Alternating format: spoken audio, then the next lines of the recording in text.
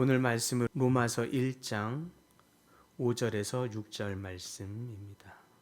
그로 말미암아 우리가 은혜와 사도의 직분을 받아 그의 이름을 위하여 모든 이방인 중에서 믿어 순종하게 하나니 너희도 그들 중에서 예수 그리스도의 것으로 부르심을 받은 자니라. 아멘. 사람들은 어떤 일을 맡을 때 과연 내가 이 일을 할 만한 자격이 있는가라고 질문을 하게 되죠. 사역도 마찬가지입니다. 어떤 분들은 사역을 하면서 내가 말주변이 없는데 이 직분을 감당할 수 있겠나라고 생각할 수 있습니다. 바울은 생각할 때 나는 스데반을 죽인 사람인데 내가 이 스데반을 죽이는 일에 가담을 적극적으로 한 사람인데 또 예수 믿는 자들을 내가 핍박하던 사람인데 라고 이런 조건들을 생각했더라면 바울은 이런 사역을 못했을 것입니다. 하지만 그는 다메섹 도상에서 주님을 만난 후에 완전히 새로운 사람으로 새로운 삶으로 부르심을 받았습니다. 그리고 오늘 본문에서 말하는 것처럼 우리가 은혜와 함께 사도의 직분을 받았습니다 라고 하는 이 놀라운 고백을 하고 있습니다. 이 고백은 단순히 사도라고 하는 이 직책을 고백하고 있는 정도의 말이 아닙니다. 하나님의 부르심, 이 부르심에 대한 깊은 감사와 책임감의 표현이다 라고 할 수 있겠습니다. 그렇다면 이 사도의 직분이라고 하는 것, 오늘 함께 여러분과 묵상하고자 합니다. 가장 먼저 사도의 직분, 그것은 하나님의 은혜로 주어진 직분임을 알 수 있습니다. 본문 5절은 그로 말미암아 우리가 은혜와 함께 사도의 직분을 받아라고 표현합니다. 여기서 중요한 표현은 받아라고 하는 표현일 것입니다. 바울은 자신이 어떤 노력이나 대가를 통해서 얻은 것이 아니라 받은 것이라고 말합니다. 그는 그의 어떤 노력으로 인해서 그의 학문적인 어떤 업적들 이런 것으로 인해서 얻은 그만의 지위들이 있었습니다. 그런데 사도라고 하는 직분은 그렇게 해서 그가 노력해서 얻은 직분과는 다른 것이었습니다. 그것은 그가 얻은 노력의 대가였지만 이 사도의 직분은 그가 노력해서 얻은 것이 아니라 받은 것이라고 얘기하고 있습니다.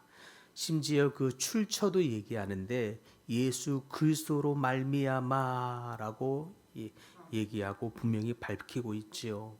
그러므로 이 사도의 직분이라고 하는 것, 이 직분은 어떤 인간의 능력이나 공로에 의한 것이 아닌 전적인 하나님의 은혜로 주어진 부르심이다라고 하는 고백이 그 고백 속에 있다라고 할 수 있겠습니다. 그러므로 그의 자리는 어떤 자리입니까? 나의 공로나 능력으로 주어진 것이 아니기 때문에 나의 어떠함을 증명하는 자리가 아니요 오직 하나님의 영광을 나타내는 자리라는 그 안에 분명한 사명감이 그에게 있는 거죠. 오늘날 우리도 동일한 줄 믿습니다. 목장 소그룹에서의 목자를 맡든 리더를 맡든 아니면 전도를 하거나 예배를 하거나 어떤 자리에 있든 간에 우리는 각각의 모양의 사명을 가지고 사명을 맡았습니다. 이것은 우리가 어떤 뛰어난 능력이 있어서 자격이 있어서라기보다 하나님의 은혜로 맡겨진 주어진 자리인 줄 믿습니다. 그곳에서 그 자리에서 우리는 나를 나타내는 자리가 아니라 하나님의 영광을 나타내는 자리임을 우리는 기억해야 할 줄 믿습니다. 두 번째로 사도의 직분이라고 하는 이 자리, 이 사명은 또 복음 전파의 사명임을 바울은 분명히 하고 있습니다. 특별히 복음을 전파함으로써 듣는 이들이 믿음의 순종에 이르도록 돕는 것, 그것이 사도의 사명임을 밝히고 있습니다. 5절 후반절에 보니까 그의 이름을 위하여 모든 이방인 중에서 믿어 순종하게 하나니라고 말합니다. 바울은 복음을 전하는 데 있어서 단순히 전파하는 데 그치고 있는 것이 아니라 이 복음을 통해서 이방인들이 믿어서 순종하는 삶으로 변화하는 데에 그의 수고와 헌신과 섬김과 봉사, 노력을 하고 있음을 볼 수 있습니다. 여기서 믿음의 순종이란 그의 입술로 믿는 것이 아니라 삶 전체를 통해서 그의 삶 전체가 복음 앞에 굴복하는 것을 말한다 할 수 있겠습니다.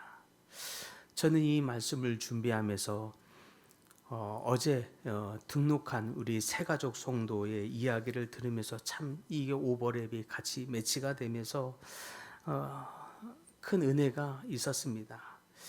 어제 등록한 이 우리 성도와 함께 점심 식사를 하면서 이야기를 듣는데 참 감동적인 얘기를 들으면서 그게 제 안에 계속 맴돌게 되었습니다. 이 젊은 엄마 20대 중반 정도까지 신앙생활을 했었는데 시집을 가고서는 이제 교회를 떠나게 되고 시어머니의 눈치를 보느라고 교회에 나가지 못했는데 40이 돼서 너무 일찍 남편이 떠나버리고서 홀로 시어머니를 모시기도 하고 또 나중에 시아버지를까지 아픈 시아버지까지 밤새 병간호를 하면서 그런 속에서 교회를 떠나 있는 이 딸 이를 보면서 그 친정 어머니가 30여 년 가까이를 눈물로 기도했구나라고 하는 것을 볼 수 있었습니다.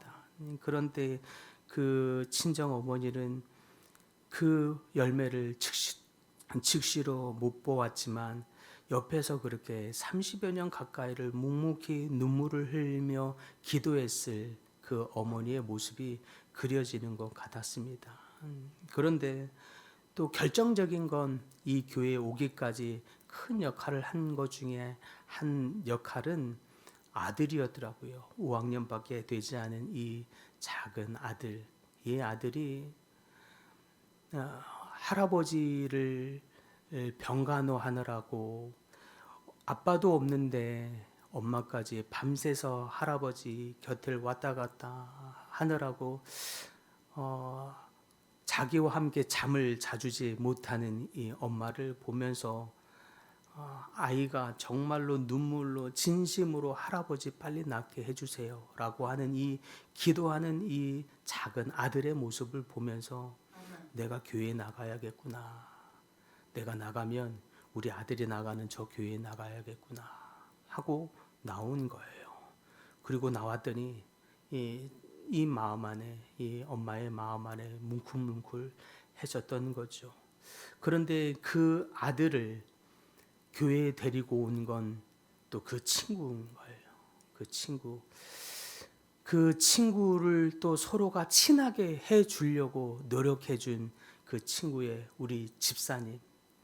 이 집사님은 매 주일마다 그 아이를 같이 친구가 되게 해 주려고 집에 불러서 같이 맛있는 것도 사주고 집에도 재워주고 매 주일마다 신실하게 가서 차를 태워주고 또 데려다주고 예배를 끝나면 바로 집에 돌아가지 않으면 또 그 아이를 밤에 늦게까지 같이 맛있는 것도 세워주고 예배 끝나고 나면 사실 피곤하고 힘들고 쉴만도 한데 이 아이들을 위해서 그렇게 헌신적으로 수고했던 우리 집사님의 수고 또 그 친구의